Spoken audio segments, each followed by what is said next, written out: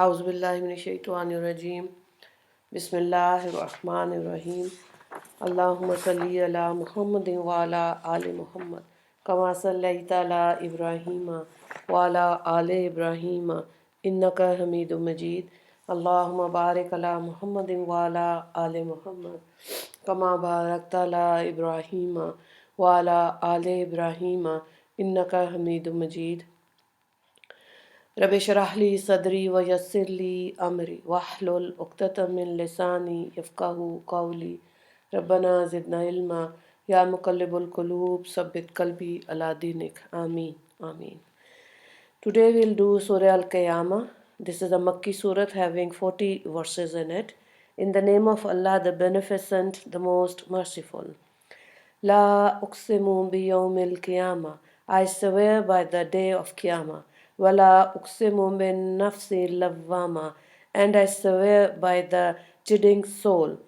Ayahsabul insanu allan najma'a izamahu. Does man think that he will never gather his bones? Bala qadirina ala an suvya banana. We most certainly will. We have the power to perfect even his fingertips. Bal yuridul insanu liyafjura imama. The fact is that man wants to sin in his life ahead of him. In verse number 6, Allah Ta'ala says, Yas'alu ayyana yawmul qiyamah. He asks, when will the day of Qiyamah comes? فَإِذَا بَرِقَ الْبَصَرُ. When eyes will be bewildered. وَخَسَفَ الْقَمَرُ. The moon will eclipse. وَجُمِعَ الشَّمْسُ وَالْقَمَرُ. And the sun and moon will be joined. يَقُولُ الْإِنسَانُ يَوْمَئِذٍ أَيْنَ الْمَفَرَّ. Man will say on that day, where is an escape? Kalla la wazar. No, there is no place of safety. Ila rabbika yawma idhinil mustaqar. On this day, the only abode shall be towards your Rabb. Yunabba'ul insanu yawma idhin bima qaddama wa akhar. On that day, man will be informed of whatever he sent ahead and left behind. Verse number 14, Balil insanu ala nafsihi basira.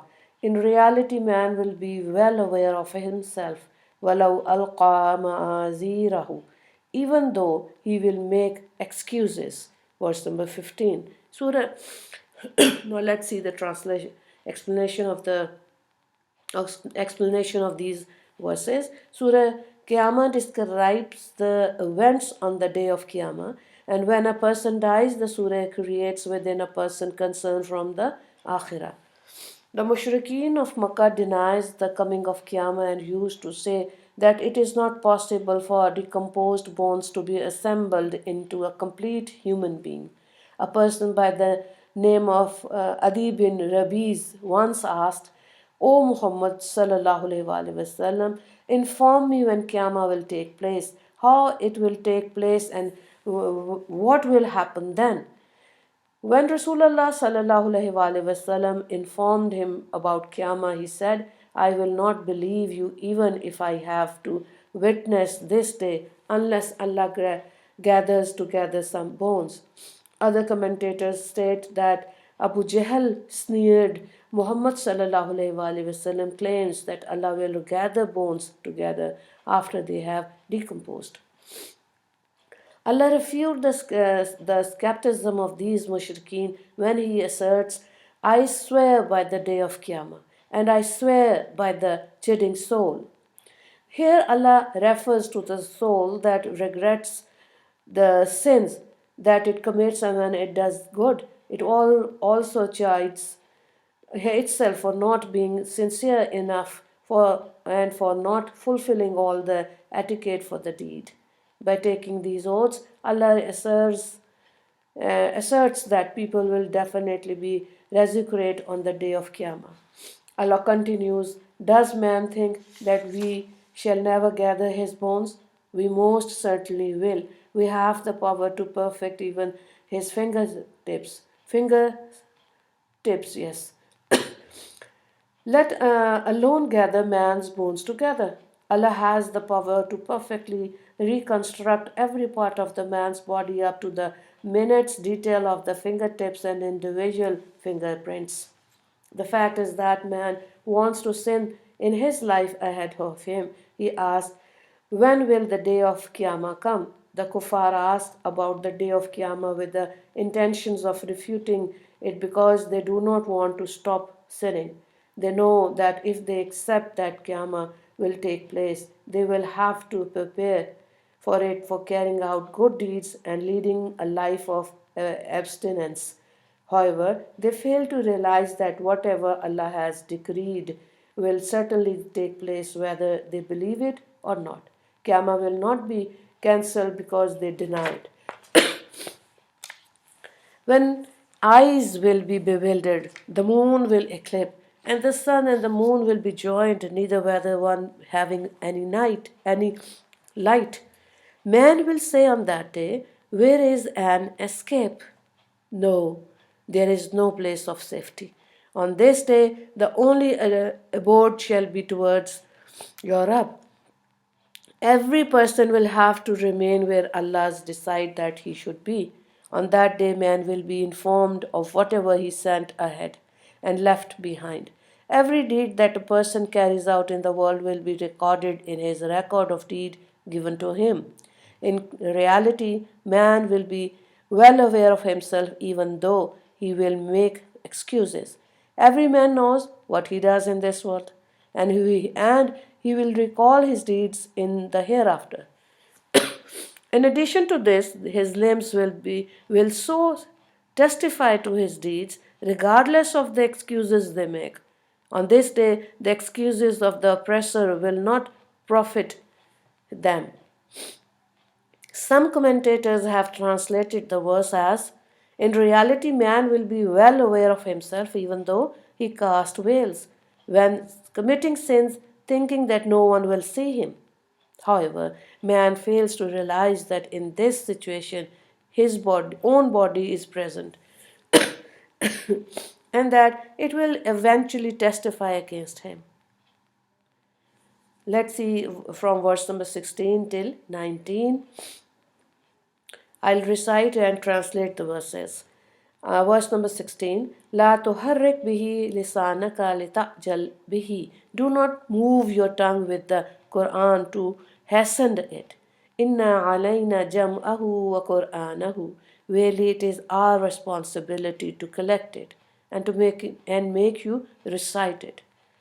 فإذا Qur'anahu fattabi Qur'anahu. So when we have recited it, follow its recitation. Summa inna alayna bayanahu. Therefore, it is our responsibility to make it clear. So in the above verse, Allah Ta'ala commands Rasulullah Sallallahu Alaihi Wasallam in an usual affectionate manner, explaining the circumstances of a revelation. Hazrat Abdullah bin Abbas Raziallah Ta'ala anhu narrates that when revelation used to come to Rasulullah Sallallahu Alaihi Wasallam, he would try to repeat the words immediately upon hearing them, fearing that he would forget them. In this manner, the strain would be multiplied, advising him not to exert himself so much. Allah said, do not move your tongue with the Quran to hasten it. Really, it is our responsibility to collect it in your heart and to make you recite. So when we have recited, follow it recitation. Allah commanded Rasulullah sallallahu alaihi wasallam to first listen attentively to the recitation of the Quran and then to repeat the words. Thereafter, it is our responsibility to make it clear that we will ensure that you are able to recite it clearly to people and to convey it to them. As Abdullah bin Abbas Raziallah Ta'ala anhu narrates that after this verse was revealed, Rasulullah Sallallahu Alaihi Wasallam would first listen to Hazrat Jibreel alayhi salam. Thereafter, he would recite it exactly as Hazrat Jibreel alayhi salam had recited it. narrated by Bukhari, Volume 1, page 3, and Volume 2, page number 733. Let's see the other verses of the surah. I'll recite from verse number 20 till verse number 30. Kalla bal tuhibbun al-ajila. It shall not be, the fact is that you love this world. وَتَذَرُونَ الْآخِرَةَ, and you forsake the hereafter. وَجُوهٌ يَوْمَئِذٍ نَازِرَةٌ. Many faces on that day will be resplendent. Resplendent. Yes. إِلَى رَبِّهَا نَازِرَةٌ. Beholding the sight of their Rabb. وَجُوهٌ يَوْمَئِذٍ بَاسِرَةٌ. Verse number 24. And many faces on that day will be gloomy. تَظُنُّ أَن يُفْعَلَ بِهَا فَاقِرَةٌ. Sensing that they will be dealt with most severely. كَلَّا إِذَا بَلَغَتِ التَّرَاقِيَ. It will never be, undoubtedly, when the soul reaches the collarbone.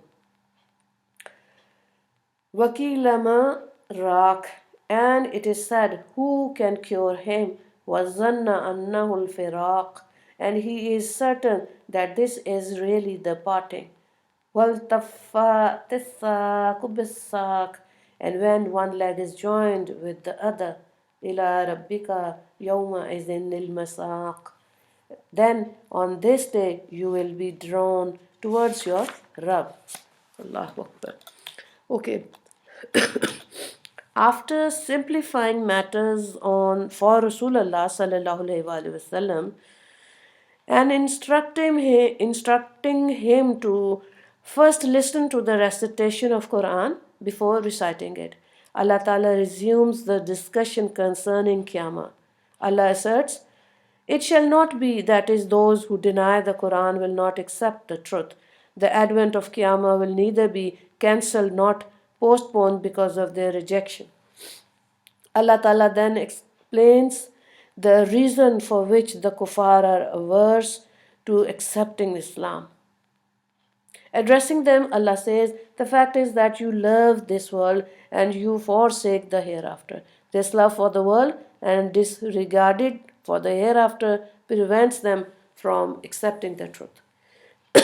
Describing the conditions of the mu'mineen and the kuffar on the day of Qiyamah, Allah says, many faces on that day will be resplendent, that is, rejoicing and free from worries. People who teach the hadith of Rasulullah sallallahu alaihi wasallam has received the dua of Rasulullah sallallahu alaihi wasallam in this regard. Rasulullah sallallahu alaihi wasallam said, may Allah keep the person resplendent who hears something from me and then passes it on as he heard it. For many a person who receives the message remembers it better than the one who actually heard it. Narrated by Mishkat, page number 35. Together with being happy, the mu'mineen will be beholding the sight of their Rabb. This verse makes it clear that people will see Allah in the hereafter, something which is impossible in this world. Hazrat Abdullah bin Umar raziyallahu ta'ala anhu narrates that Rasulullah sallallahu alaihi wasallam said, the person occupying the lowest rank of Jannah will see his gardens, wives, bounties, servants, and thrones within a distance of 1,000 years. The most honor of them will be those who will be able to look at their Rabb morning and evening. Thereafter, Rasulullah sallallahu alaihi wasallam recited the verse, many faces on that day will be resplendent, beholding the sight of their Rabb. Narrated by Mishkat, page number is 501 from Tirmizi and Ahmad. On the contrary, many faces on that day will be gloomy, sensing that they will be dealt with most severely because of the evil they committed in this world. These people will rue the punishment awaiting them. Allah continues, it will never be, that is, it will never be prudent to prefer the life of this world to that of the hereafter. It is rather necessary for people to prepare for death and the life thereafter, because this world is transient. Describing death, Allah says, undoubtedly when the soul reaches the collarbone and it is said by those around the dying person, who can cure him?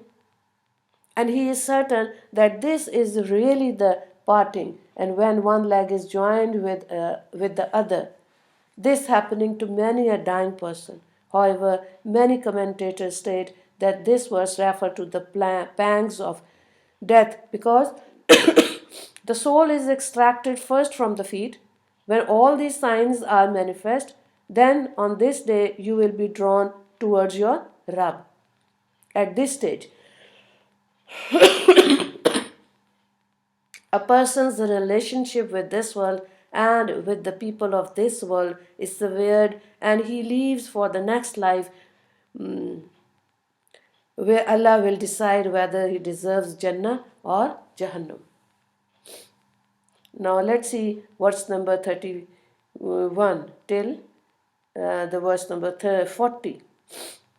فَلَا صَدَّقَ وَلَا صَلَّى. So he neither verified nor performed salah. وَلَكِنْ كَذَّبَ وَتَوَلَّى. But instead he denied and walked away. ثُمَّ ذَهَبَ إِلَىٰ أَهْلِهِ يَتَمَطَّى.